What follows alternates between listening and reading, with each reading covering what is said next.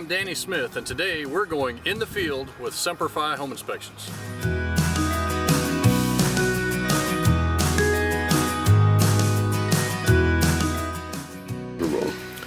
Today we're going to talk about thermal pane window deficiencies, or double pane windows.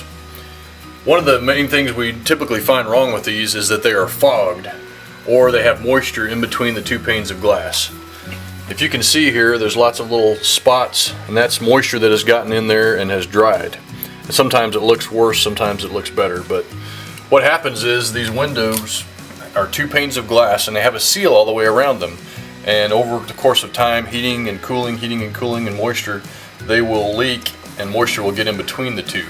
And the main problems with that is that, one, it is no longer insulating like it should, so when you touch this window it feels cold like the outside does, whereas normally it would feel like the inside temperature.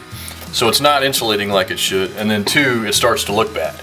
And what you can do, it's an easy fix, call a window contractor, and if both panes of glass are affected, the top and the bottom, they can replace both, or they can replace each one individually. So the whole window doesn't have to come out, they just take this glass out and replace it with a new sealed double pane window.